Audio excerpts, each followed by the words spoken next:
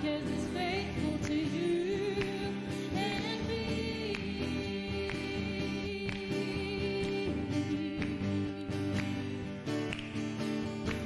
All my dreams, my plans, and my hopes, I place it in your hands.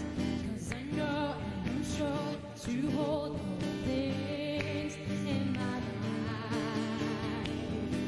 God is for us, who can be against us? Let's claim the victory. Stand now and you will see that He will carry out all things that He promised us. Even if we cannot see, trust His heart, 'cause it's faithful to you. And He will carry us to the place that He has called us. Even if it's hard to see, He's making a way for you and me.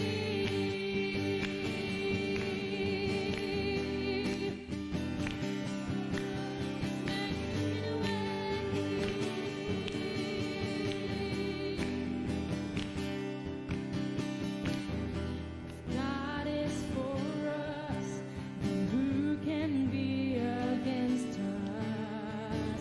He has won the victory for us and the world to see that He is for us and He is not against us. He has won the victory for us and the world to see that He is for us and He is not against us. He has won the victory for us and the world to see that He is for us and He is not against us. He has won the victory for us and the world to see, and He will carry out all things that He promised us. Even if we cannot see, trust His heart, 'cause it's faithful to you. And He will carry us to the place that He has called us. Even if it's hard to see, He's making a way for you. And He will carry out, and He will carry out all things that He promised us. Even if we cannot see, trust His heart, 'cause it's faithful to you. And He will carry us to the place that He has called us. Even if be glorified in this place, be exalted in this place, Lord. Hallelujah.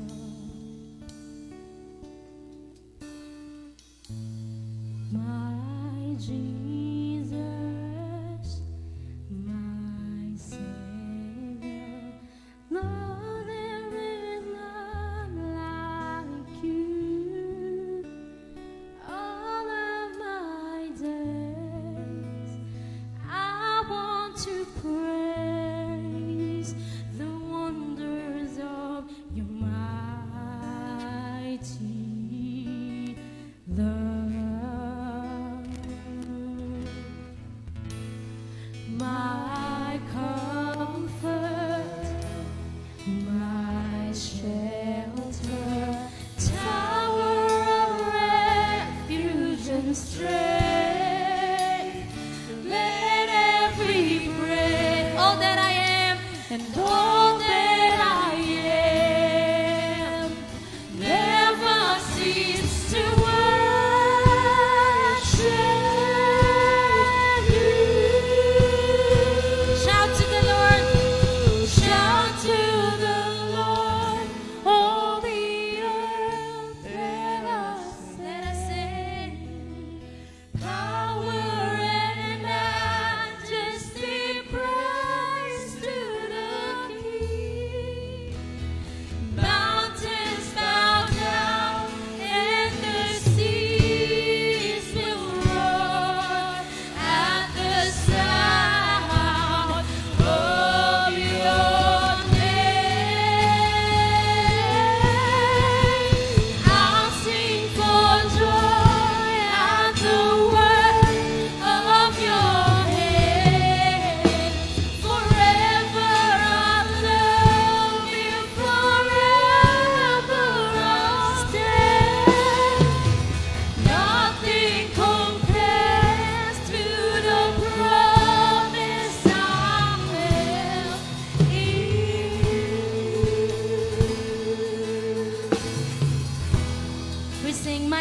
Jesus, my Savior, my Jesus. Lord, there is none like you. Lord, there is none like you. All of my days, I want to praise the wonders of your mighty love. My cross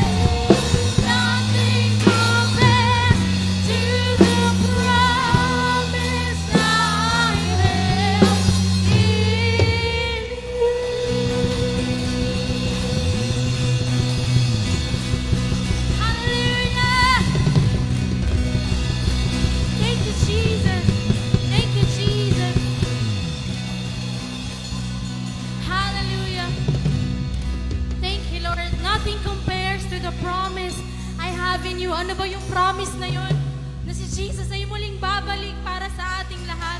Thank you, Jesus. And all these things, all these sufferings, all these pains will pass away.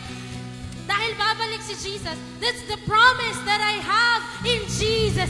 Thank you, Lord, na ikaw ay babalik para sa amin. Ikaw ay babalik para kunin kami at forever tayong magkasama sa langit. Hallelujah. Thank you, Lord. Thank you, Lord. Thank you, Lord. All glory to you, Jesus. Hallelujah. Ayan, sige po, patuloy po tayo na manatili sa presence ng Panginoon. Di pa po tapos si Lord sa buhay ng bawat isa sa atin. Lord, salamat po, Panginoon, napakadakila mo, Panginoon. Thank you, Lord, na yung presence mo ay malaya namin ma-experience sa lugar na ito, Lord God. Thank you, Lord, na malaya kang kumikilos ngayon sa buhay ng bawat isa sa amin. Maging yung banal mong espiritu, Panginoon, ay malayang makakilos sa buhay ng bawat isa sa amin sa oras na ito, Lord God. Kaya, Lord, sa oras din na to, maging gamitin mo rin kami, Panginoon, upang manalangin para sa aming bansa, Lord God. Kaya po, tayo ako, Sister Delma. Jesus. Patuloy po namin, Panginoong, nilalapit sa iyo, O God, ang aming bansang Pilipinas, O Lord. Naririto po kami, O God. Mga nag-pray sa Kanya. Yun lang. Thank you po. Praise God, sa buhay din ni Kaya. Sabi niya po, I'm not dizzy anymore. Yun. So yun po, no, praise God sa buhay ni Kaya. Salamat sa lahat na nag-pray din po sa kanya. And yun nga po, balik tayo sa ating tithes and offering po. So tayo ay patuloy na tinuturuan ni Lord kung paano tayo magiging blessed. Tama po ba? Ano yung topic natin? Ano yung series? Nako, pas, di nila alam. Ano po yung series natin? Ayun, how to be financially be blessed. Kaya po, ngayon na alam ko na marami sa ating tinuturo si Lord, ito naman yung time para i-bless naman natin si Lord. Amen. Huwag po natin itago ang mga tithes and offering natin. Okay po ba yun? Alam, wala nang sumagot. Tinatago nila. Joke lang.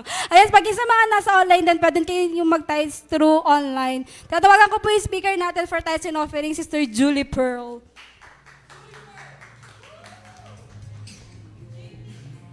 Hello po, Rowanians. Ayan, dako na po tayo sa ating tithes and offering. And yung title po ng tithes natin is, Tithing Does Not Work for Some People Because of Their Negative Confession. Ayan, ano ba yung mga ano ba yung mga negative confession nyo kapag nagta-tithes tayo? Meron ako isang example dito. Sa example ko, sabi ko dito is, yung negative confession wala namang nangyayari sa tithes ko, mahirap pa din ako, wala namang nangyayari sa tithes ko, tapos, wala namang ano yung future ko, ganyan-ganyan. And meron din iba pang mga example ng mga negative confession, halimbawa na rin sa trabaho, ayoko nang mag-tithes kasi hindi naman ako napopromote sa trabaho. Ayan, ayoko nang mag-tithes kasi wala lang din naman nangyayari. Negative confession po yung tawag doon. And meron po akong sabi po dito is, what we say is what we get. Kung ano yung mga sinasabi natin, or kung ano yung mga kino-confess natin, iyon po yung nangyayari sa buhay natin. Iyon po yung nagmamanifest financially, ganyan. And naalala ko lang po yung verse sa Proverbs 18:21, sabi daw, death in life is in the power of the tongue. Ayan. And meron din tayong verse pa sa Mark 11:23, sinabi din dito, truly I say to you, whoever says to this mountain, be taken up and thrown into the sea, and does not doubt in his heart, but believes that he says will come to pass, it will be done. So it means napaka-powerful po talaga ng mga lumalabas sa bibig natin. Kung ano man po yung mga sinasabi natin, financially, sa ano man po kahit saan mga aspect kung ano man yung sabihin natin, na nanggagaling sa mouth natin is sobrang powerful at yun po yung magmamanifest sa life natin. Ayun lang po yung message natin ngayon and ako na po tayo sa ating prayer. Sige po, taas po natin ang ating kaloob. Yan. Hallelujah, Lord. Hallelujah, Jesus, O God. We speak blessing, Panginoon, sa bawat isa, Panginoon, na tapat na nagkakaloob sa iyo, Panginoon, na nagtatithe sa iyo, O God. Lord, forgive us, Panginoon, kung kami man po ay nagda-doubt, Panginoon, sa pagtatithe, O God. Lord, we pray na magkaroon kami ng faith, Panginoon, sa aming pagtatithe, Lord God, na hindi kami matatakot, Panginoon, na na magkukulang, O God. We pray, Panginoon, na makita namin yung kahalagahan nito, Panginoon, at makita namin, Panginoon, na Ikaw yung mag-glorify dito, O God. Maraming salamat, Lord, dahil patuloy mong binibless yung buhay ng bawat isa, Panginoon. Lord, we pray, hindi mo lang sila i-bless financially, Panginoon, pero sa health nila, Lord God, i-bless nyo sila, Panginoon, na hindi sila magkasakit. In Jesus' name, Lord God. And thank you, Lord. Maluwalhati ka po sa buhay ng bawat isa sa pangalan ni Jesus. Amen.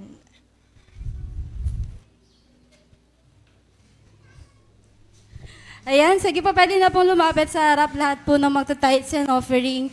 And sa mga lahat po na nasa online, again, we introduce our online tithings. Kung kayo po ay nasa online, and if you want to give love gift and pledges for our church, it's open po. Just communicate to our Pastor April sa ating finance head po. Yun po, yun. And salamat sa mga nagtitithes. Praise God. And ngayon po tayo po idadako na sa isa sa pinakamahalagang parte ng ating gawain po, which is ang ating mensahe. Ano daw po yun? Ano ulit yung topic natin? How to be financially blessed. Kaya po patuloy tayo na makinig. Sabi mo sa iyong katabi, wag mo akong kakausapin kapag nagsasalita si Pastora Myrtle. Pag kinausap mo ko, kukurutin kita. Sabihin niyo.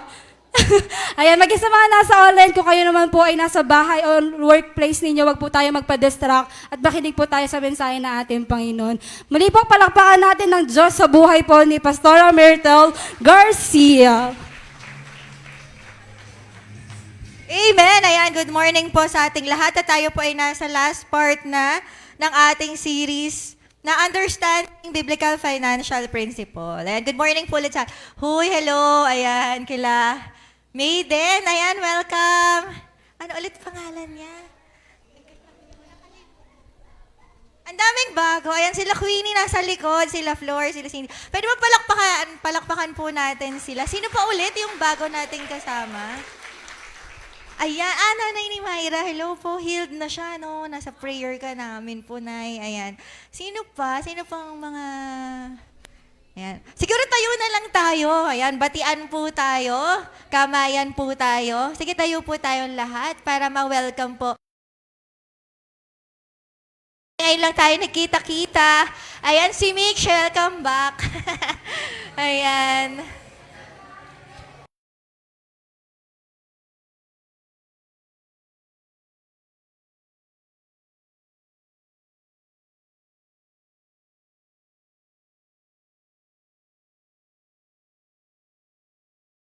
Si Michelle, ngayon ko lang nakita. Sino yon? Hello?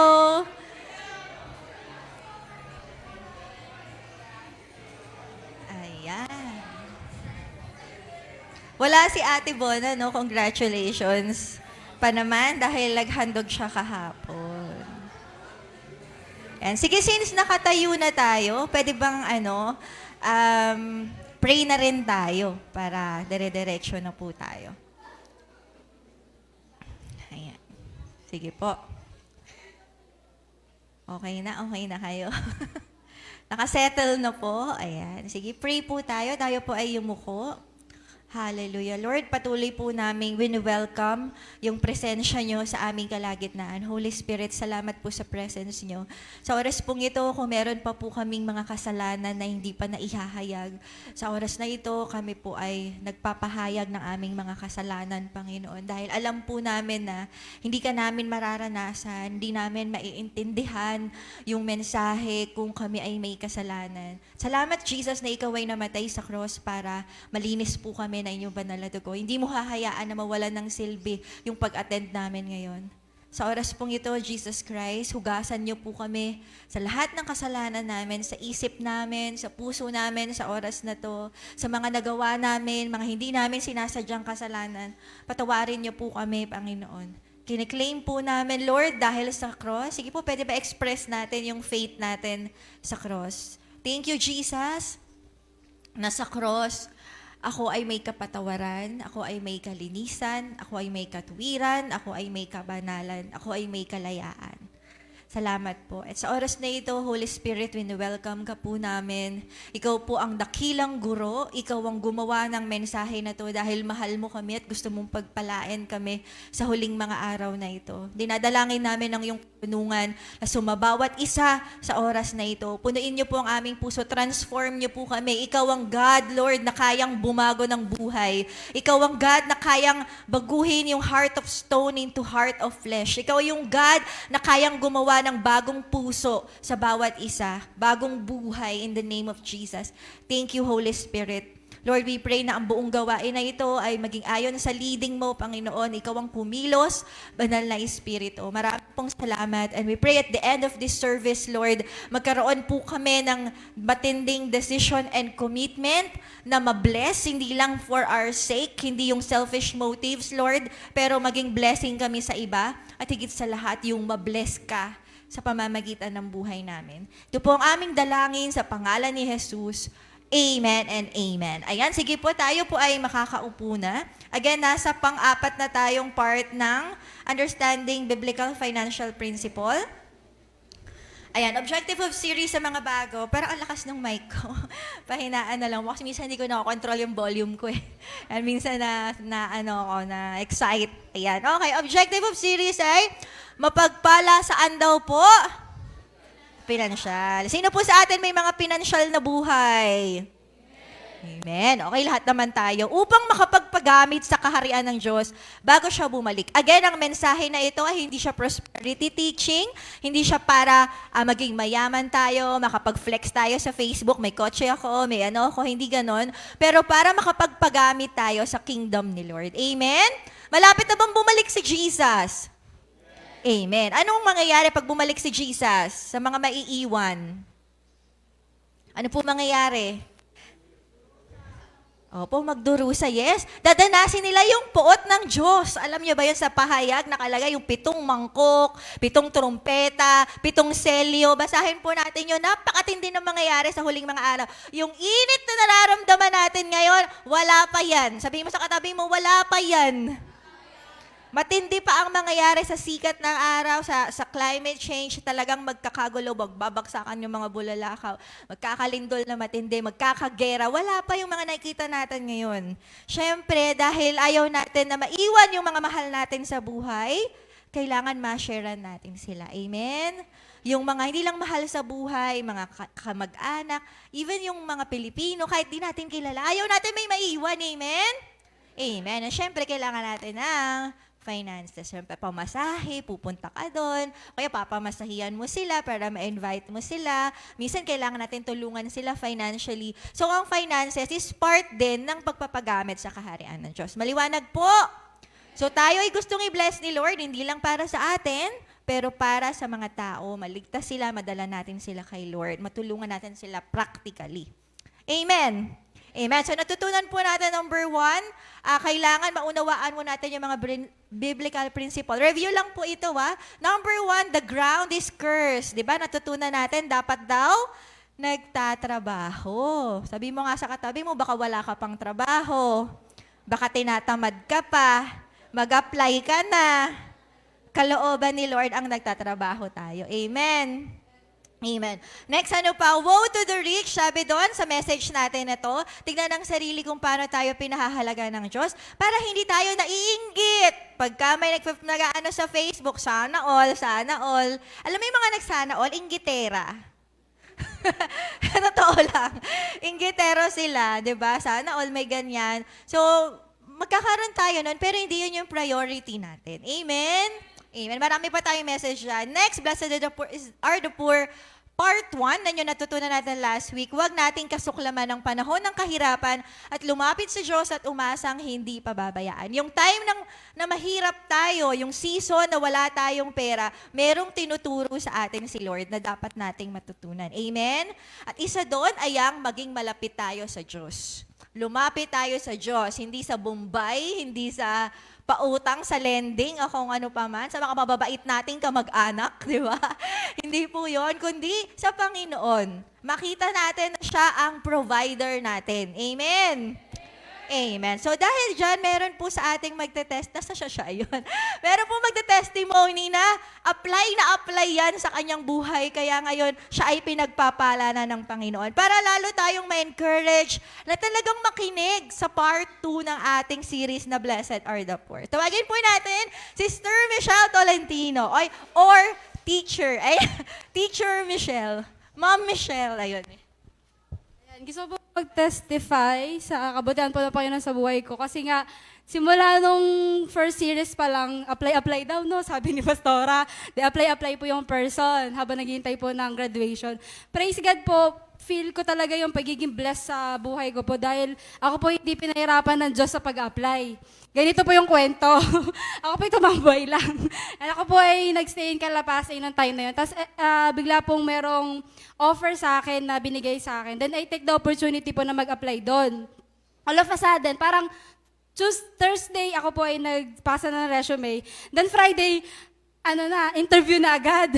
Taga, wait lang naman. Then in-interview na po ako ng Friday. Then after nun, Sabado, ay nakatanggap po ako ng congratulations. Ako po ay nakapasok na sa work. So, ang nakakatuwa pa po doon, yung work na gusto ko, ay yun po talagang binigay sa akin na position. Yun talaga yung gusto kong position na pinag-pray ko that time.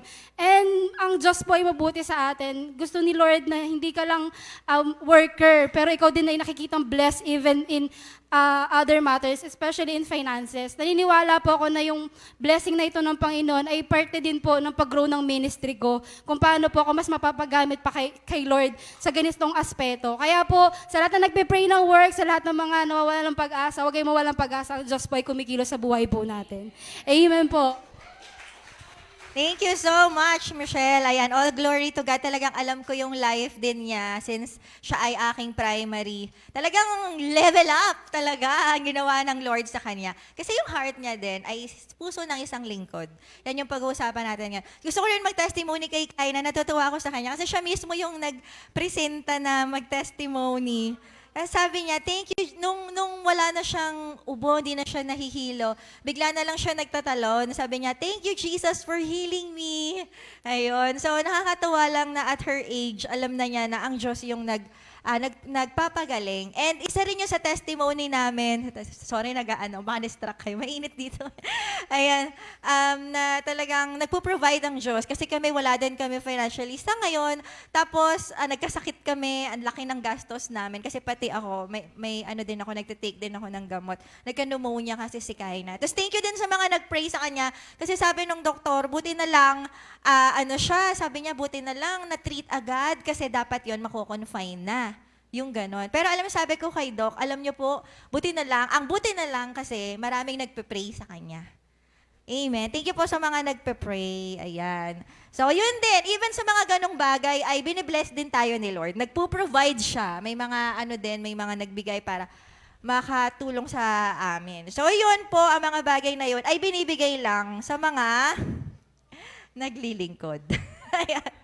Ayan yung pag-uusapan natin ngayon. Ayan, para sa mga lingkod. So, natutunan natin. Sige po, number 1, paki-flash sa likod sa ating PowerPoint. Pinagpala ng Diyos ang mga mahihirap dahil. Ito yung natutunan natin, di ba, yung number 1. Mag-start tayo sa number 1. Pakibasa nga po sa nakakabasa. 1, 2, 3. Siya mismo ang tumutugon sa mga pangangailangan nila. Di ba, natutunan natin yan last week. Amen. Mag-amen nga po sa mga nandito last week na buhay yan sa Kanya.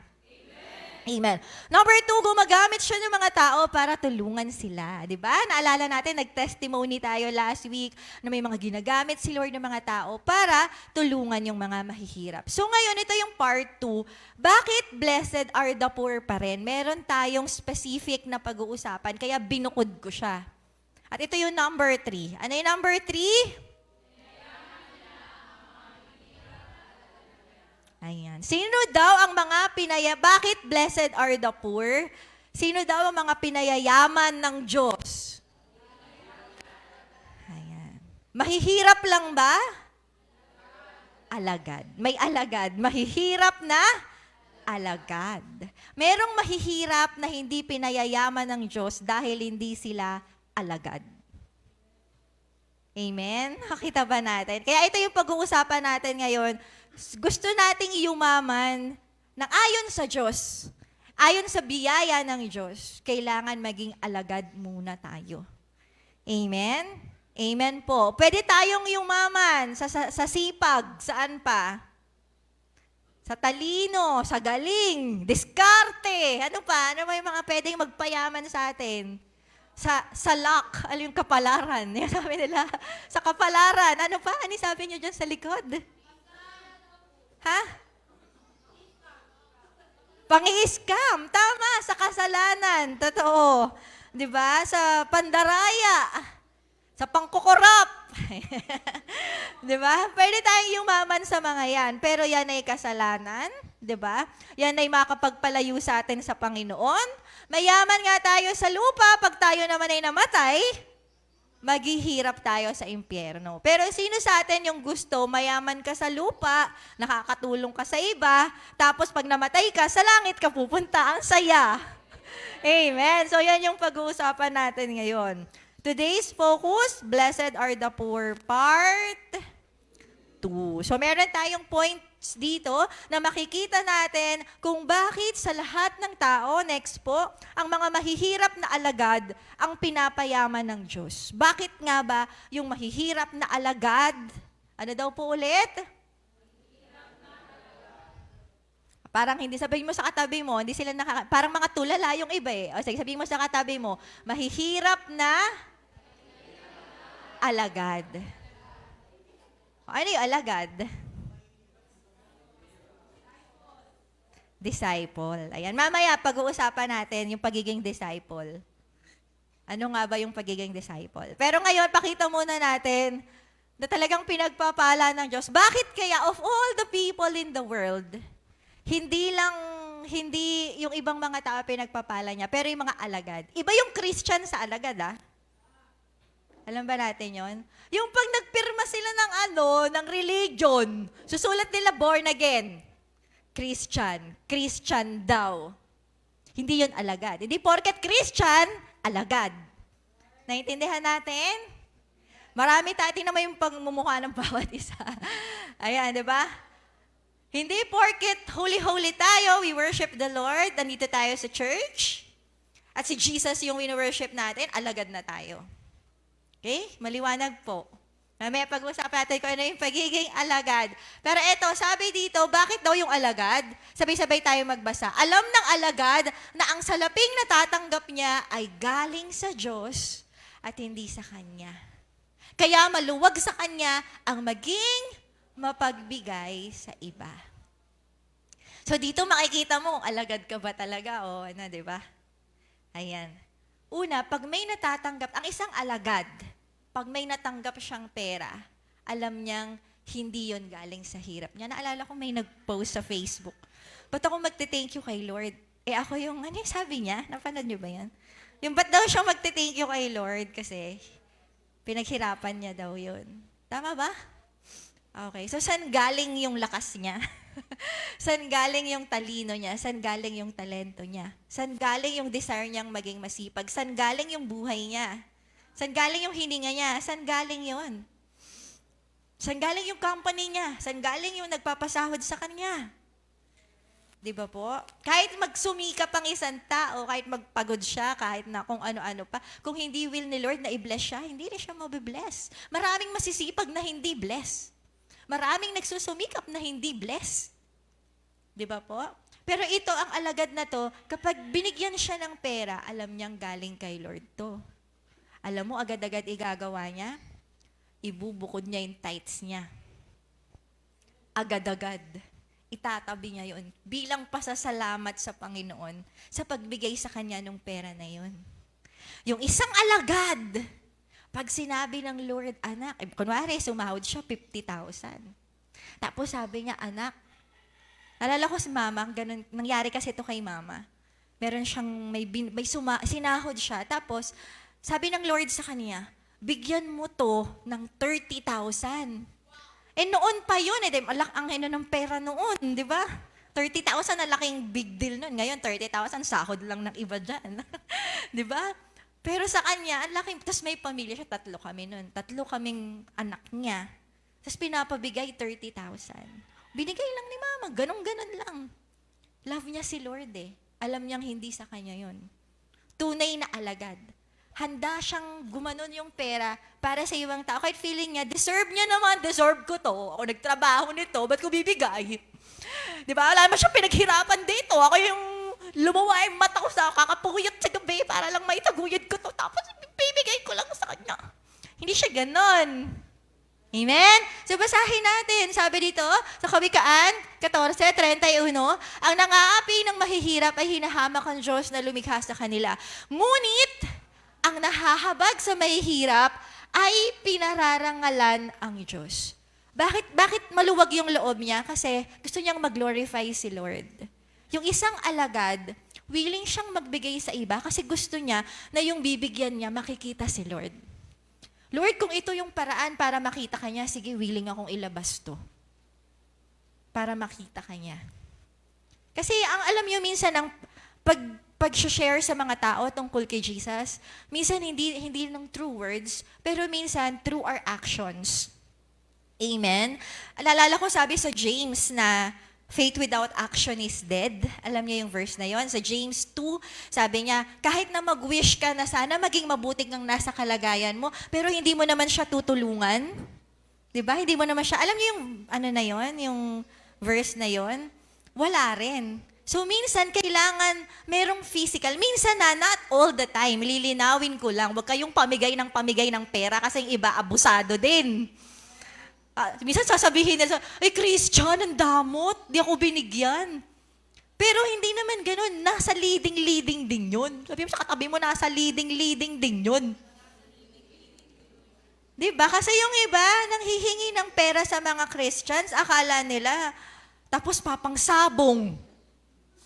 Kilala naman sila ni Lord, malamang hindi bibigyan. Saan mo gagamitin? Di ba po? Alam ni Lord yon. Kaya minsan, pagka may nanghihingi sa, tatanong mo muna sa Lord. May mga ngutang sa'yo, tanong mo muna sa Lord. Ano po? And there are times na talagang, yes, tulungan mo sila. Kailangan nila yan ngayon. Amen? So yun, maluwag sa kanyang loob. So sabihin mo sa katabi mo, ikaw ba yan? Alagad ka ba talaga? Number 2, letter B. Ano yung nakalagay dyan? Ito pa. 1, 2, 3, pakibasa. Sikreto ang pagtulong nila sa iba upang ang Diyos ang mapapurihan. Hindi sila showy. Ang tunay na alagad at tunay na mayaman, hindi pakitang tao na pagka tinulungan mo, ay ito yung pera tapos nakaganon agad. Di ba? Nakaganon agad sa cellphone. Pinapakita agad na ano siya, nagbigay. Basahin nga po natin ang Mateo 6:2 hanggang 4. 1, 2, 3. Kaya nga kapag nagbibigay ka ng limos, huwag mo nang ipag-ingay pa. Gaya ng ginagawa ng mga mapagkunwari sa mga sinagoga at sa mga lansangan upang sila'y purihin ng mga tao. Tandaan ninyo, tinanggap na nila ang kanilang gantimpala. Sa halip kapag nagbibigay ka ng limos, huwag mo nang ipaalam ito maging sa matalik mong kaibigan. Gawin mong lihim ang iyong pagbibigay ng limos at ang iyong ama na nakakakita ng kabutihang ginagawa mo ng lihim ang siyang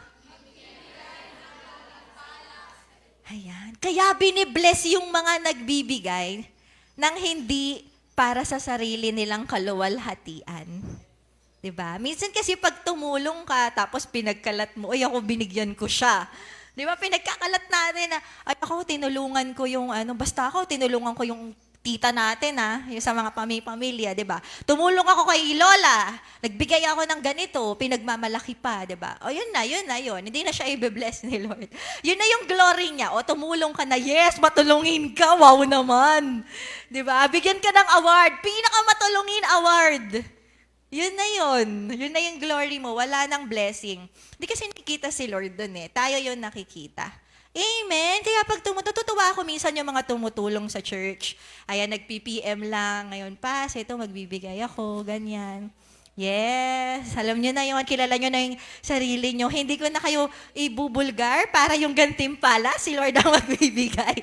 Para hindi na kayo yung mag-glorify. Ayan. Pero kilala nyo ang inyong mga sarili. Lihim na tumutulong dyan pag kami ginagawa sa church. Yan. Papadala ng food, yes. Ayan, yung mga tumutulong, ano pa ba? Tsaka sa tithes and offering, nakikita ko yan. Meron ako mga nakikitang, ang galing, nagpe-pledge yung mga taong to, nagbibigay sila. Hindi ko na siya babanggitin para sa Diyos ang papuri sa mga buhay niyo. Pwede ba natin silang palakpakan? Yan. Sino mga katabi mo? Ikaw yata yun eh. Salamat ah. Salamat ah. Ayan. So, secret siya. Secret. Hindi nila pinagmamalaki yung mga binibigay nila sa iba. Ano pa? Letter C. Alam ng Diyos na pagpapalain din niya ang ibang mahihirap na alagad. Ang alagad, dahil na mahirap. Alam niyo kung bakit isa to sa natutunan ko? Bakit dinadaan ka ng Lord sa mahirap na sitwasyon? Yung mahirap financially. Alam niyo po kung bakit? Tanong niyo, salamat sa nagbakit. Tanong niyo ako, bakit? Para maramdaman mo yung feeling ng nasa ganong sitwasyon. Alam mo yung hindi sila OA. Kasi yung iba ganun, sasabihin nila, ang OA naman, kala mo naman hirap na hirap. Pero pag nandun ka na, pag nandun ka sa sitwasyon na yon na walang-wala ka, iiyak ka talaga. Iiyak ka. Talagang maluluha ka at talagang lalapit ka sa Panginoon. Mahirap siya talaga. Kaya minsan dinadaan ka ni Lord sa ganun para pagdating nung time na ikaw ay meron naman at manakita mo na may ibang dumaan din sa pinagdaanan mo, maluwag yung loob mong tumulong sa kanila. Amen? Amen. So tignan natin to. Deuteronomio 15:9 hanggang Gs. Sabay-sabay po tayo magbasa. 1, 2, 3. Pag-ingatan mong huwag mag-isip ng masama na iyong iisipin. Ang ikapitong taon na taon ng pagpapatawad ay malapit na. At tinignan mo ng masama ang iyong dukhang kapatid. Tingnan mo yung katabi mo. Joke lang. Tinignan masama. At wala kang binigay sa kanya. Ano mangyayari? Siya ay maaaring dumaing sa Panginoon laban sa iyo. At ito'y maging kasalanan mo. Paalala ko lang po bago natin ituloy. Naalala niyo yung message natin last week? Ano ulit yung mga mahihirap sa mata ni Lord? Special. Di ba? Special yan. Katabi mo, special yan. Hindi special child. Special yan. Naku, pag dumaing yan kay Lord, yari ka. Pag ang mahirap dumaing sa Panginoon, tandaan mo, answered prayer agad yun. Lagot ka na. Huwag mong aawayin ang mga mahihirap. Huwag mong pagkakaita ng mga mahihirap. Lagot ka kay Lord. Ang Lord ang magtatanggol sa'yo. Kaya nga sabi niya, kasi nung time na to, pag ika-50, sa lumang tipan kasi, pag naka 50 years na, sa Jubilee, ang mangyayari, palalayain nila yung mga alipin. Eto, sabi niya, huwag mo titignan ng masama yung kapatid mo, tapos sasabihin mo sa kanya na, ay, wala akong ibibigay sa'yo. Sige na, go na. Wala na akong pakialam sa'yo. Huwag daw ganon, sabi ni Lord. Ano mangyayari daw? Kasalanan yun. Magiging kasalanan yun. Sabi, ano daw po gagawin sa mga mahihirap? 1, 2, 3. Siya nga'y bibigyan mo at ang iyong puso'y huwag magdadamdam kapag binibigyan mo siya. Sapagkat dahil sa bagay na ito,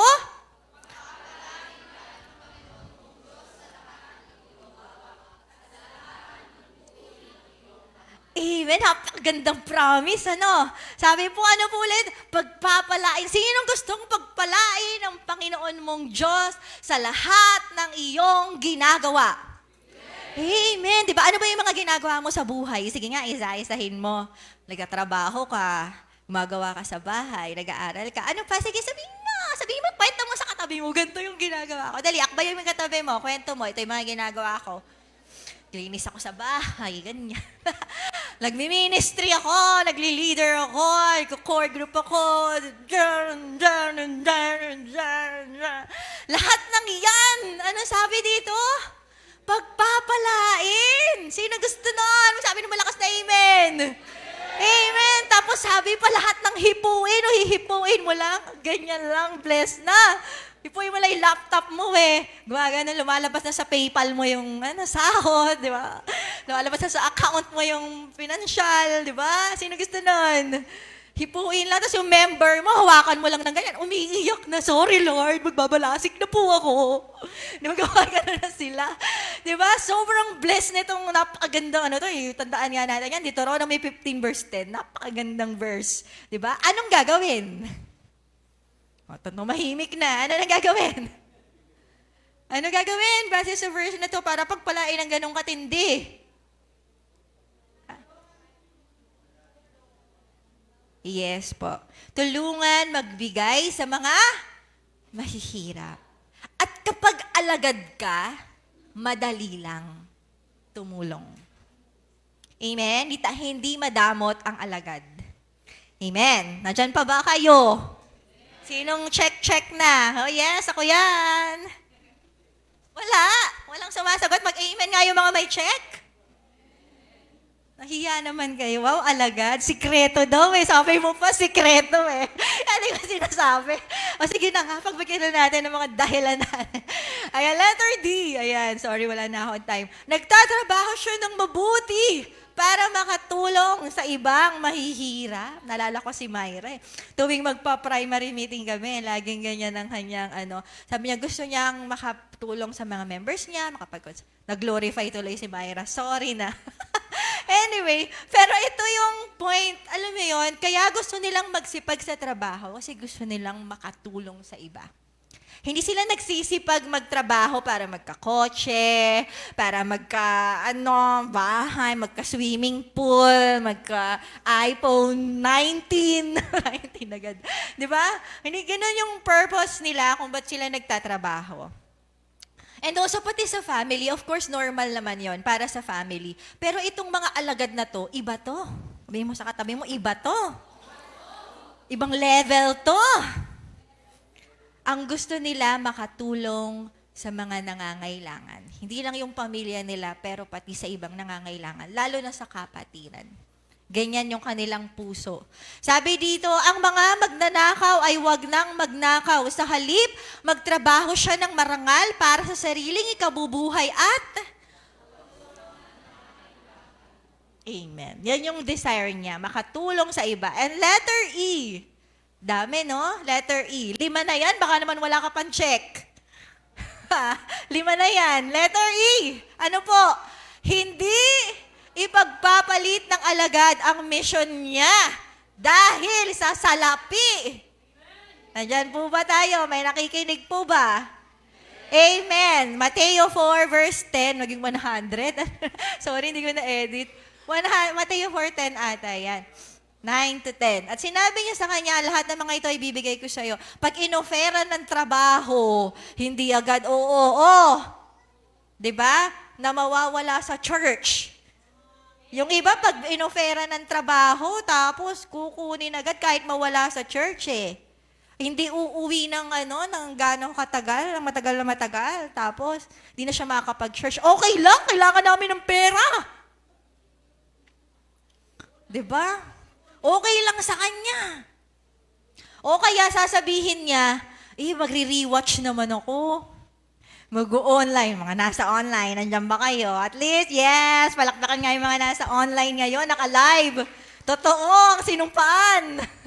Yung iba kasi sabi nila, mag-online naman ako hindi naman ako mawawala sa Panginoon. Pero tingnan mo, nasa na ngayon? Nasa na ngayon? Ba't wala ka?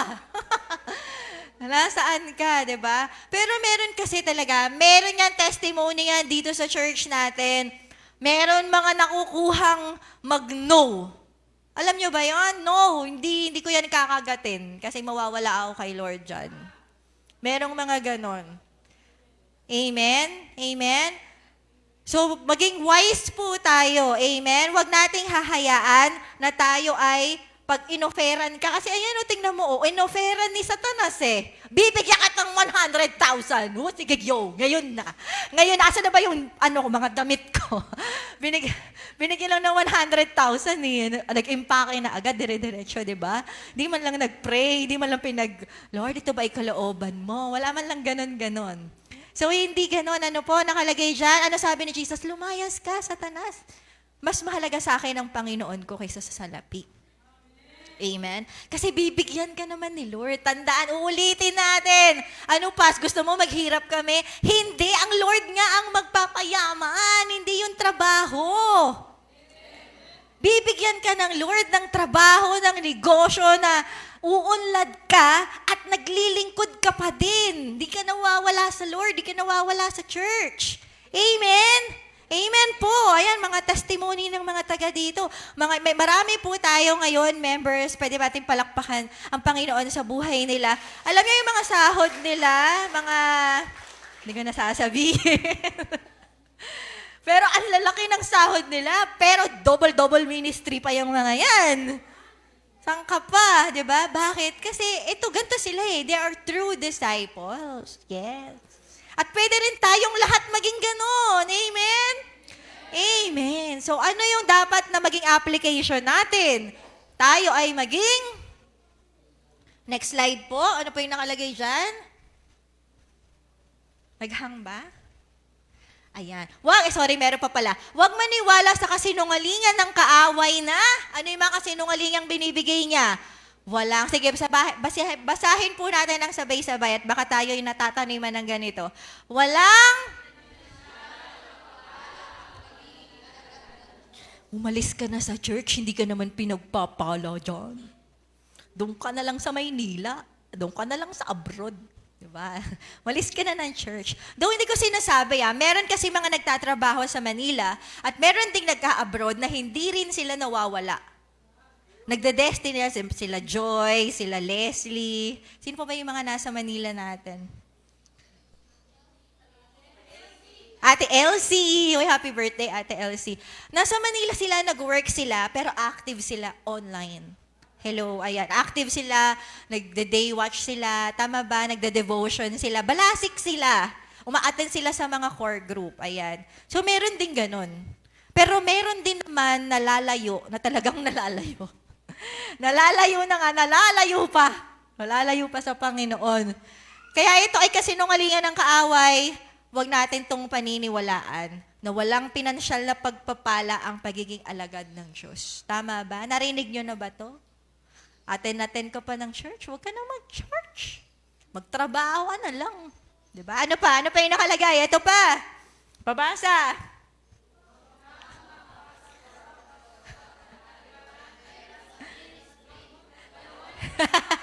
Narinig yun na ba yan? Oh, wag ka nang magpastor, wag ka nang magpastora, walang pera dyan. Ano pa? Ito pa. Narinig ko na rin to. Next. Next po. Okay, magbasa tayo lahat. 1, 2,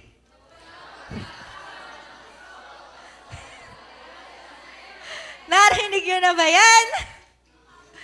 Ayan, maraming nagsasabi niyan, wala daw pera ang mga pastor o pastora. Ayan, next, ano pa? Next, ano pa? Pakibasa po.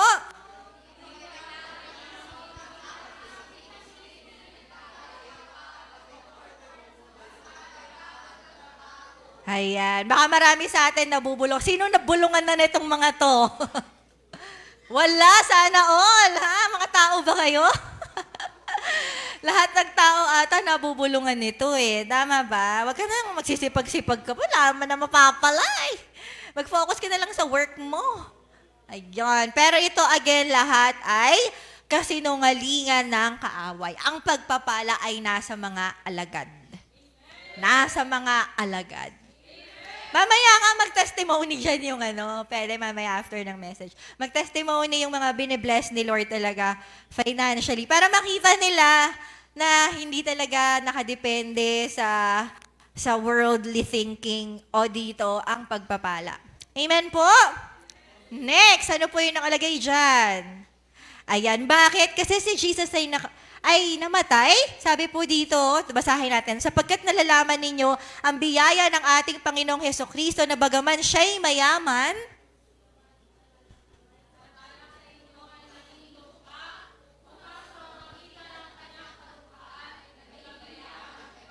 Amen. Ito ay isa sa blessing ng cross. Bakit ba sa lahat ng panganakan, sabsaban pa pinanganak si Jesus? Diba? Pwede naman siya mag-private hospital. Savior siya, Messiah siya. Diba? Biruin mo, ikaw ba pinanganak ka sa sabsaban? Matindi ka pa nga kay Jesus diba? Ano po? Sa banig. Oh, okay lang. Banig malinis. Yung sabsaban, ang dumi nun. 'Di ba? Parang ano yun ng mga hayop. Pinapakain sa mga hayop, sa mga dayami. Madumi yun, 'di ba? Pero doon siya pinanganak. Tapos ang kanyang mga magulang ay isang karpintero lang. 'Di ba? Hindi naman hindi mayor, hindi ano ba yung mga bilyonaryo, CEO, mga may-ari ng mga hacienda. Hindi ganoon. 'Di ba? Tapos nung pumasok siya sa Jerusalem, hindi siya nakasakay ng puting kabayo. Ako ang Mesiyas, 'di ba? Anong sinakyan niya? Donkey, asno lang. Nagpakababa siya. Bakit?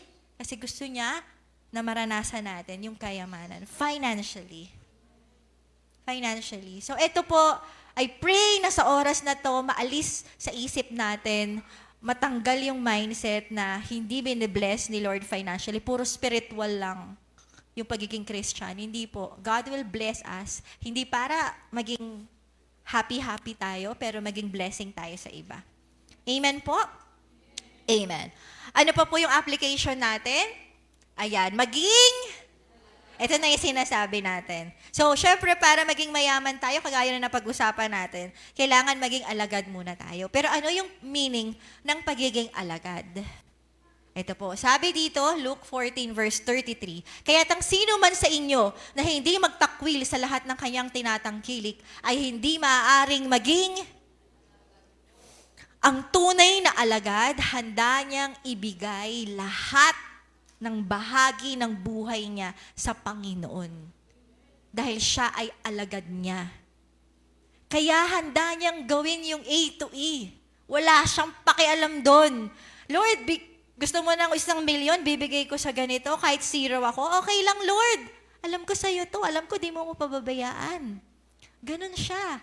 Kahit patago yung pagbibigay niya, okay lang. Kahit hindi siya makilala, hindi siya makita, okay lang sa kanya. Kahit tumulong siya sa mahihirap, okay lang sa kanya. Kahit hindi siya maparangalan, okay lang sa kanya. Bakit? Handa siyang ibigay lahat ng areas ng buhay niya sa Panginoon. Lahat ng tinatangkilik niya. Sabi dito, handa siyang talikuran ng lahat para sa Panginoon. Next po, itong mga to, kayang-kaya niyang gawin. Sige, isang pasada na lang po. Yan, lahat ng yan. Nung pinag-uusapan natin kanina, nakita ba natin yung sarili natin? Ayan. Kung nakita natin yung sarili natin dyan, praise God, tayo ay isang tunay na alagad. Pero kung hindi, baka po kailangan ayusin muna natin yung relationship natin sa Panginoon. Dahil mahirap yan gawin kung hindi ka totoong alagad ng Diyos. Mahirap bitawan yung mga bagay na yan. Amen? Nakuha po natin. Nandiyan po ba tayo? Next po, ano yung nakalagay dito? Ang isang alagad, kung payayamanin man siya ng Diyos at utusan siyang ipamigay ito sa iba, susunod agad siya. Bakit? Dahil ang tunay niyang kayamanan ay ang presensya ng Diyos sa buhay niya. Mawala na sa kanya ang lahat, wag lang ang Panginoon.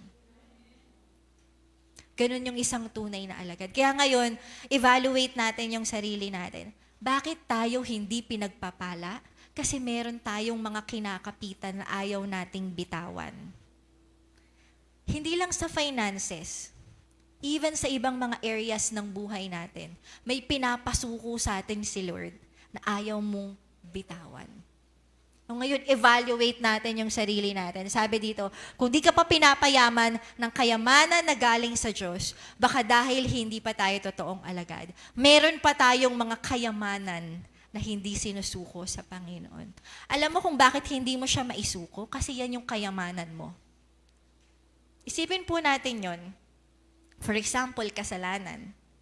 Ano yung kasalanan na hanggang ngayon ginagawa mo pa din? Kaya hindi ka binibless kasi para sa'yo yan ang yaman mo. Sa totoo lang. Okay lang sa'yo mawala kay Lord basta meron ka niyan. Ano yan? Ano yung kasalanan na yan? Pwede yan yung sin of commission or sin of omission. Pwede yan yung mga ginagawa mo na alam mong mali, hanggang ngayon ginagawa mo pa din. O pwede yan yung mga hindi mo ginagawa, na dapat alam mong ginagawa mo pero hindi mo pa rin ginagawa hanggang ngayon. Ayaw mo yung bitawan. Gusto mo ganyan ka pa din. Gusto mo nakayakap ka sa Kanya. Sabi ng Lord, o sige, yan ang kayamanan mo. Sige. You are rich in your sins. You are rich sa flesh. You are rich sa consequences ng sin. You are rich in hell. Kasi ayaw nating bitawan. Nakuha po ba natin? Kung gusto natin ng kayamanan sa Panginoon, handa ka dapat bitawan lahat. Lahat ng kasalanan. Minsan yung sarili natin. Minsan punong-puno tayo ng sarili natin. Puro na lang ikaw. Kaya tayo hindi dinadaluyan ng pagpapala. Lagi na lang ako. Paano naman ako? Paano naman ako? Paano naman ako? Meron lang inaano sa akin meron nililid lang sa akin ngayon. Kung expression mo yon, baka hindi sila ang may problema, baka ikaw. Paano naman ako? Lagi na lang ang nakikita mo yung sarili mo. Kayamanan mo ay ang sarili mo. Ang kayamanan mo ay ang pride mo. Ang kayamanan mo ay ang buhay mo. You have to let go. Kung para sa'yo to, ito sinasabi sa'yo ni Lord. Sabi sa Bible, lose your life. I mean, if you want to have life, you must lose it.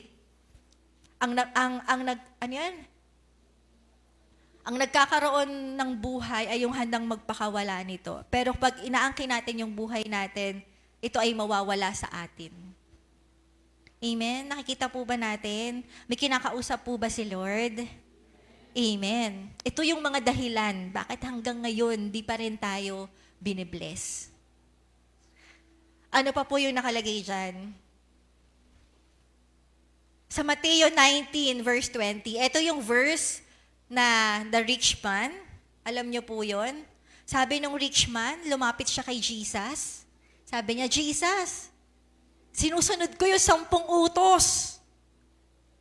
Ginagawa ko lahat. Basahin natin, sabi dyan. Sabi ng binata, sinunod ko na po ang lahat ng yan. Ano pa po ang dapat kong gawin? Makinig pong mabuti. Minsan sa atin, akala natin, kapag naglilingkod tayo kay Lord, pag balasik tayo, pag nasa ministry tayo, pag lagi tayong nasa church, pag ginagawa natin ang lahat, okay na. Akala natin okay na. Pag nagde-devotion tayo, umattend tayo ng mga gawain, nagde-daywatch tayo, nagko-core tayo, nagme-ministry tayo, akala natin okay na. Ganyan yung rich man. Ginawa niya lahat. Lord, ano pa bang kulang? Baka meron po sa ating kinakausap si Lord. Nagtatanong ka, ano pa bang kulang? Alagad naman ako. Ang alagad hindi nakadepende sa lahat ng ginagawa natin sa church.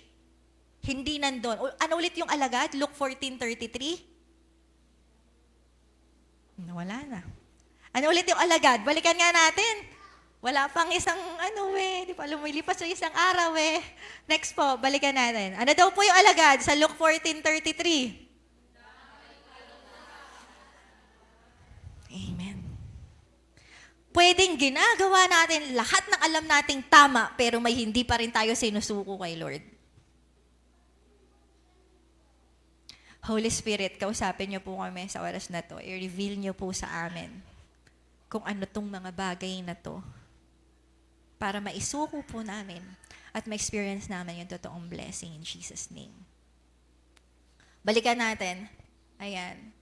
Maaring sumusunod tayo sa mga utos ng Diyos, pero hindi natin kayang talikuran ang mga mahalaga sa atin dahil higit itong mas mahalaga kaysa sa Panginoon. Dahil para sa atin, sabi ko nga kanina, yun ang kayamanan natin. Ano yung kayamanan mo na hindi mo mabitawan? Sa totoo lang, hindi si Lord ang may kasalanan. Minsan kasi nasisisi natin si Lord. Lord, binibigay ko naman yung buhay ko sa'yo. Ala na nga akong tulog. Ala na nga akong pahinga para sa sarili ko. Lumalayo na nga ako sa mga kaibigan ko. Di na ako nagbe-milk tea. Hindi na nga ako bumibili ng mga gusto kong bilhin. Puro na lang pamilya ko. Puro na lang sila. Ano pa bang kulang? Tanong po natin yung sarili natin. Tanong natin yung Holy Spirit. For sure meron. Meron kang kailangan isuko kay Lord. Sumagot si Jesus, kung ibig mong maging ganap, ipagmili mo ang lahat ng iyong ari-arian at ipamahagi sa mga mahihirap at magkakaroon ka ng kayamanan sa langit. Pagkatapos, bumalik ka at sumunod ka sa akin. Dati nung binabasa ko to, sabi ko, kung ako yan ako, di ko rin gagawin. Joke lang. Pag ikaw kaya tinanong ni Lord ng ganyan, benta mo lahat. Lahat ng meron ka. Mayaman to eh. Lahat ng meron ka. Ano pa sabi? Pamahagi mo sa mahihirap. Nagulat din ako. Sabi ko, ba't kaya hinihingi ni Lord? Grabe naman ka ako si Lord. Tindi naman. Paano na yung buhay niya kung binenta niya lahat? Zero na. Paano siya kakain? Paano siya mabubuhay? Pero alam niyo yung na-realize ko dito, yung lalaki kasi na yon, sabi na, gusto kasi ni Jesus, maging totoo kang alagad. Ginagawa mo yung lahat, pero yung kayamanan mo, ang kayamanan mo. Hindi ako. Kitang-kita tingnan nyo. Pagkarinig nito, anong ginawa ng binata? Malungkot na umalis ang binata sapagkat siya'y napakayaman. Alam nyo, tingin ko, di ba, nalungkot na umalis yung binata. Tingin ko mas nalungkot si Jesus. Bakit? Pinili nung binata yung kayamanan niya kaysa siya bilang kayamanan niya. Kaya ngayon sa oras na to, yan yung tinatanong sa atin ni Lord. Handa ka bang bitawan yan? Yung kayamanan mo? Hindi yan pinapagawa ni Lord dahil gusto niyang mahirapan ka. Ang gusto niya, makita mo na siya ay sapat sa'yo. Na siya yung maging kayamanan mo dahil hindi ka niya pababayaan. Maniwala ka. Hindi ka niya pababayaan. Sabi dito, maaari tayong maging mayaman sa mundo pero wala si Kristo. Next po. Conclusion yan, talikuran natin na ating sarili at maging totoong alagad upang maranasan ang totoong pagpapala ng Diyos at maging pagpapala din sa iba. Sa oras na ito, nililid talaga akong magpa-testimony doon sa mga, ngayon talaga alam nila na nag-level up yung kanilang life. Ayan, para ma-encourage din sila kung paano maging totoong alagad. Hindi ko na kayo tatawagin, ayan. All glory to God po, kaya huwag kayong mag-alala. Tara na po. Huwag na kayong magturoan dahil lahat kayo magsasalita. Ayan, sige po. Ayan, para una, kwento nyo sa amin kung ano yung mga sinuko mo kay Lord at paano kanya binless. Hindi ko alam. Hindi, ako naman po, yung mga sinuko kay Lord, actually, parang dati pa lang talaga kahit nung medyo bata-bata pa ako. Talagang yung, ako personally yung para sa akin, talaga sinusuko kay Lord. Tapos parang, di ko talaga, nabanggit ko yung dati kay Pastora, parang, di ko talaga iniisip yung sarili ko. Parang, puro ko sa family, ganyan. Ano yung papakain sa ganun. Puro family talaga. Tapos walang para sa akin, kahit na wala akong bagong sapatos, mga ganun, kahit wala akong bagong bag. And then, yun nga, nung time kasi na pandemic, syempre pandemic na nawala ng trabaho yung lahat sa amin. Ako na lang yung mayroong work. Tapos talagang everyday ako umiyak kay Lord kasi parang sabi ko, Lord, paano na kami? Ganyan. Kasi ako na lang yung nag-work, tapos nag-aaral pa sila kuya ko noon, ganyan. Tapos si Seki, di ba nandun, may bata pa sa amin nung time na yon. Tapos parang sabi ko, Lord, paano na kami? Magbo-board exam pa si Kim, ang dami pang kailangan gawin. And ako personally, naawa ako sa sarili ko noon. Kasi parang, kunwari 500 na lang yung pera ko, pinagkakasya ko yun. Isang linggo. Di na ako umuwi ng Bulacan, parang ganyan. Pero, nung time na yon, mag-isa lang ako nun sa apartment sa Makati. Umalis na ako nun kila Paz para mas malapit. So, nasa Makati ako nun. Tapos, naalala ko yung more precious than silver na kanta. Tapos sabi ko, Lord, oo nga, ikaw yung kayamanan ko talaga, kahit na. Pinagdaan ko. Hindi, ayun. Sabi ko, Lord, yung napakaganda ng song na yun, Lord, you are more precious than silver. Lord, you are more costly than gold. Lord, you are more beautiful than diamonds, and nothing I desire compares with you. Sobrang, sabi ko, oo nga no, Lord, talagang ikaw yung totoong yaman na mayroon ako. Kahit na hindi ako mayaman, hindi ako nakakabili ng mga gusto ko, di ba? Parang ganun. Yung kinakain ko puro itlog lang na nilaga, though favorite ko naman.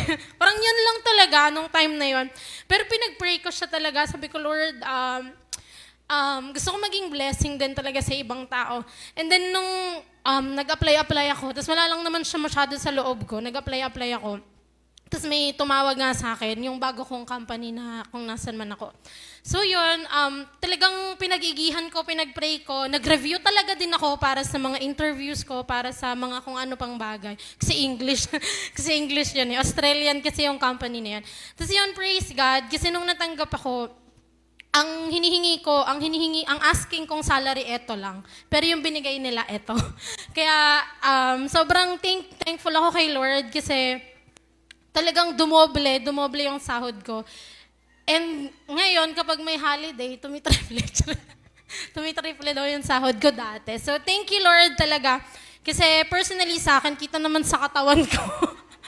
Kung paano ko tumaba, di ba? Parang, thank you Lord kasi isa yun sa mga pinagpapasalamat ko talaga kay Lord. Yung sa work ko ngayon, may work from home ako, nakakapaglingkod pa rin ako sa church, may cell group ako, di ba? Parang, nakakapag-lead ako ng worship.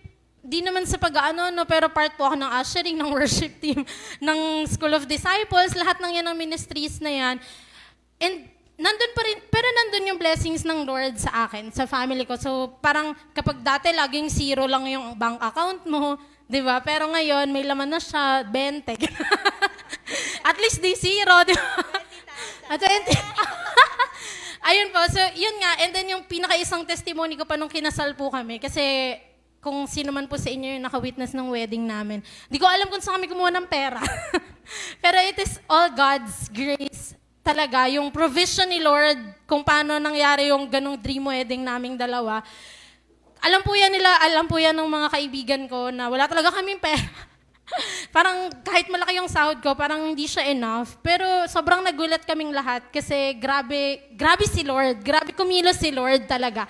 Kapag ikaw ay sumusunod sa Kanya, totoo talaga yung Matthew 6:33, diba? If you seek first His kingdom and His righteousness, and all these things will be added unto you. Yun po, thank you Lord. Amen! Thank you, Lord. Ayan, sino pa? Next. Sige po, wala na tayong time. Kaya, let's be fast na lang. Ayan. Sound check. Hello po. Anisip ko kasi kung ano yung mga sinuko ko kay Lord. Una niyang pinaalala sa akin yung mga opportunities abroad. Kasi pag-graduate ko talaga, marami po akong opportunity sa Canada, sa Saudi, sa Singapore. Marami po akong oportunidad doon. Pero hindi ko po yung tinanggap kasi alam ko na kapag ako ay umalis, mawawala ko kay Lord. So yun yung talagang condition ko. Pagka ako ay mawawala kay Lord, di ko natanggapin yung trabaho kahit sumasahod pa ako ng 200,000 a month doon. So, isa yun sa, pinapasuko sa akin ni Lord. And yung naging life verse ko po kasi yung Luke 9:23 po na, yan yun, pastor, tinanong, nakalimutan. Ano yun?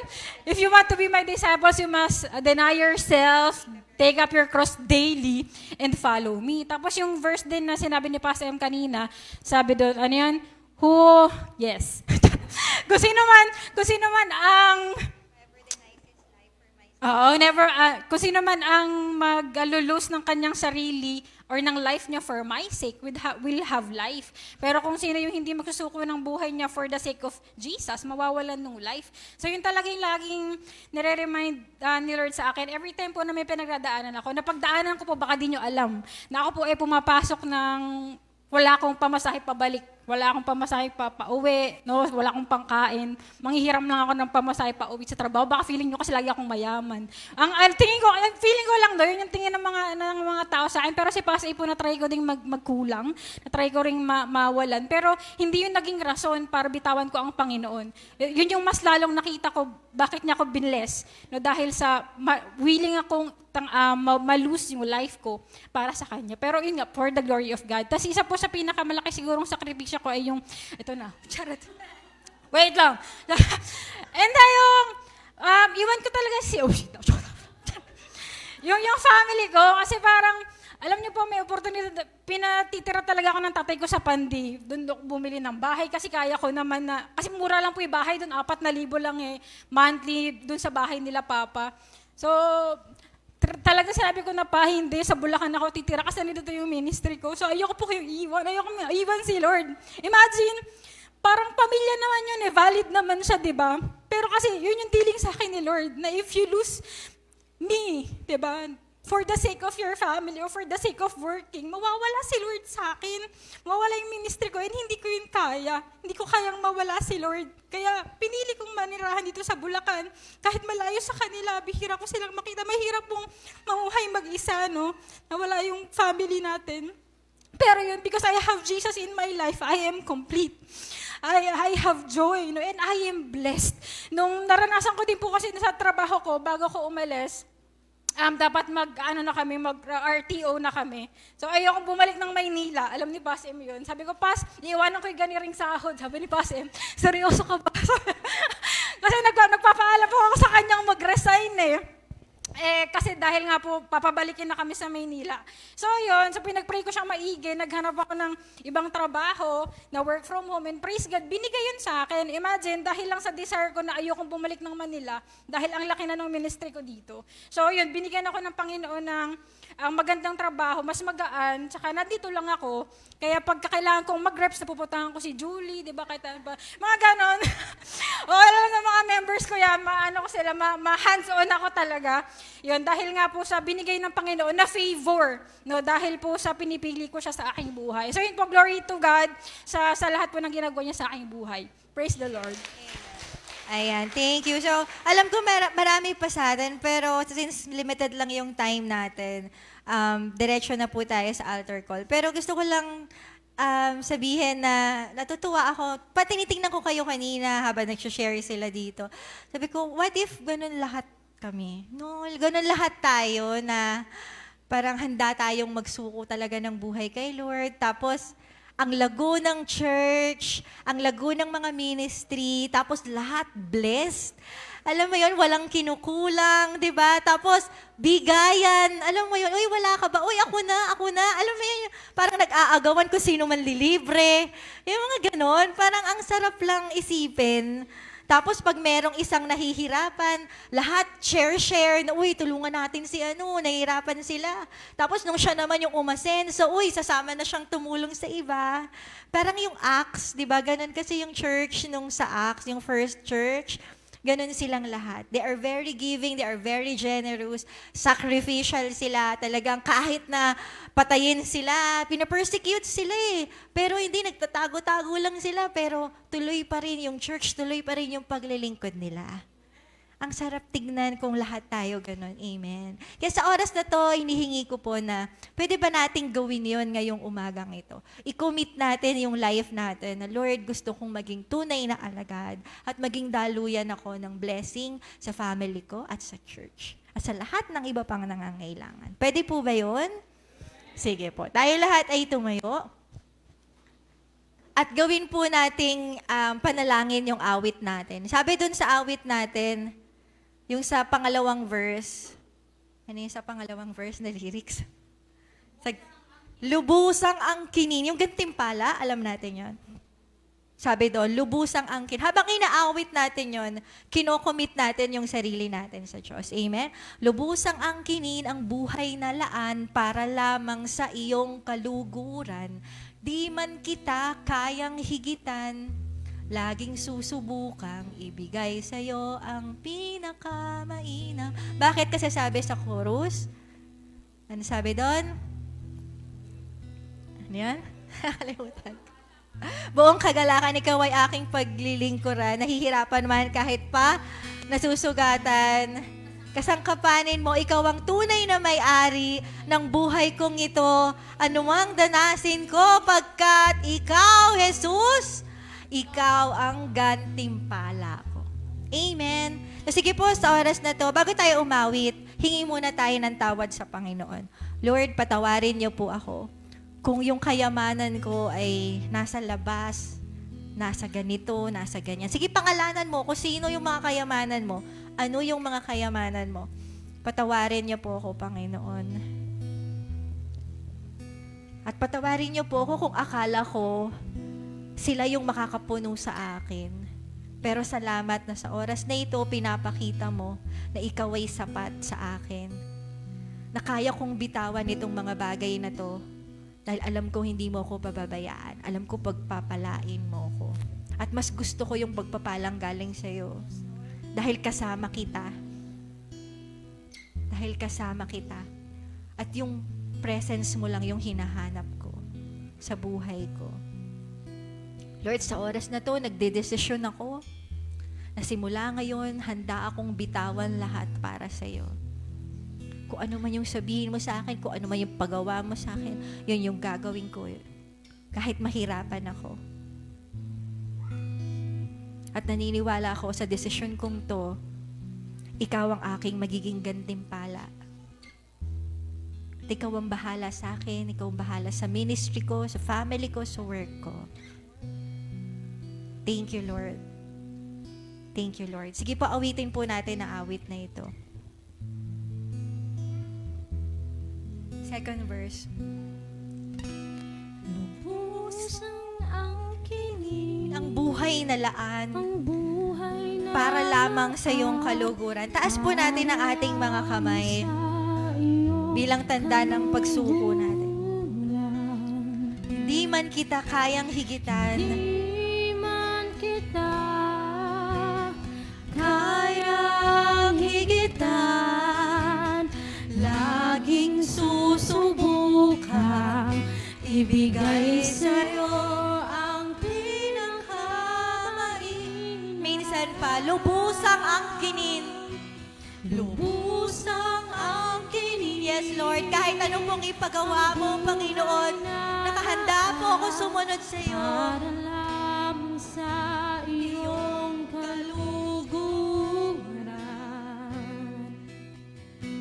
Hindi man kita kayang higitan, laging susubukang ibigay sa'yo ang pinakamainam. Buong kagalakan, buong kagalakan,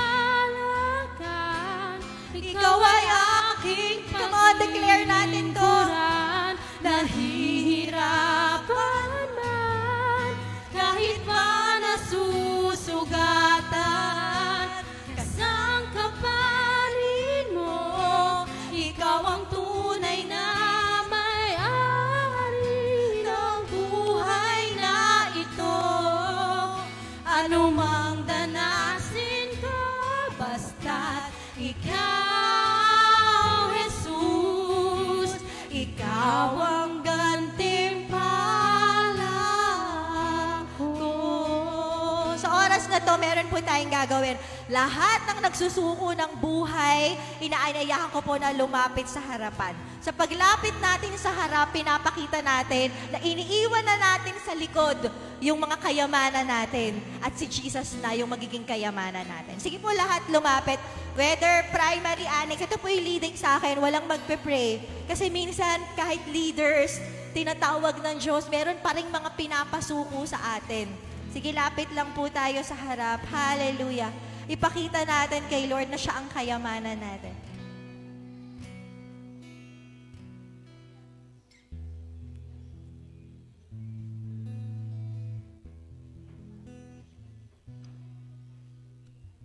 Sige po, lapit lang tayo sa harap.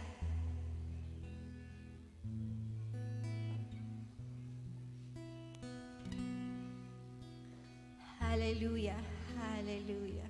Hallelujah. Sa paglapit natin sa harap, sige po, ibigay natin yung commitment natin kay Lord. I-declare mo na, Lord, sa paglapit ko, pinapakita ko na tinatalikuran ko na yung mga kayamanan ko dahil ikaw ang nais ko. Ikaw ang nais ko. Ikaw ang nais ko. Sige lang, and hayaan natin ng Lord mag-speak sa atin sa oras na to. Hayaan mong punuin ka niya ng kapayapaan, ng pangako niya.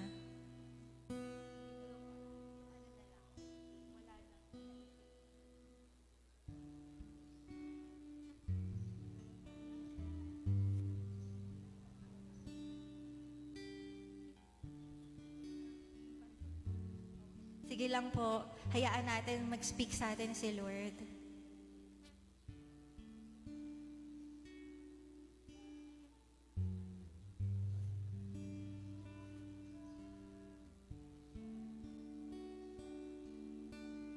Sige lang po, let's just speak to Jesus. We can talk to Jesus right now.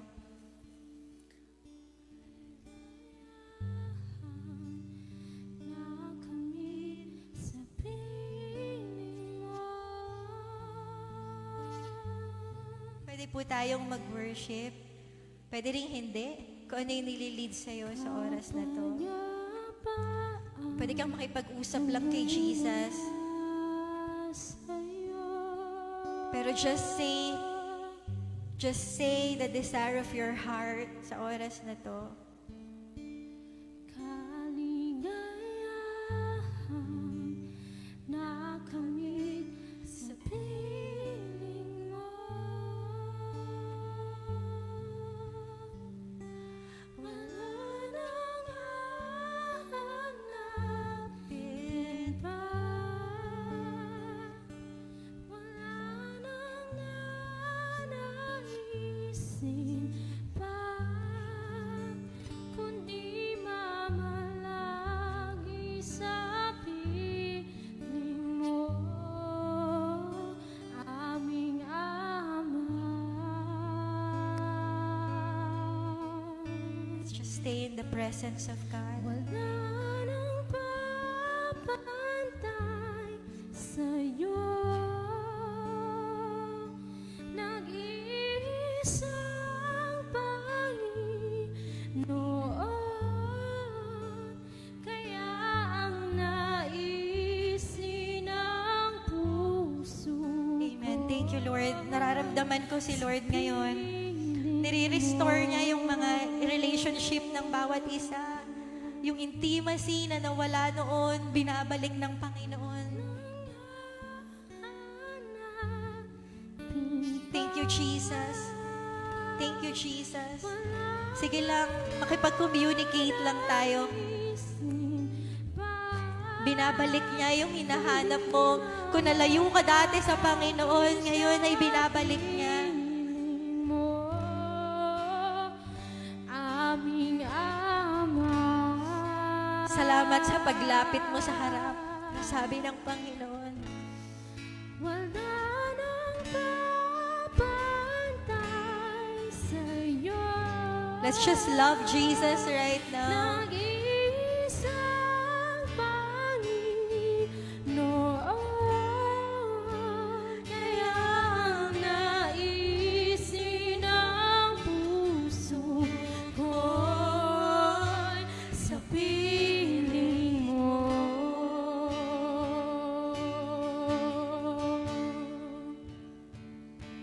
Wala nang hahanapin pa.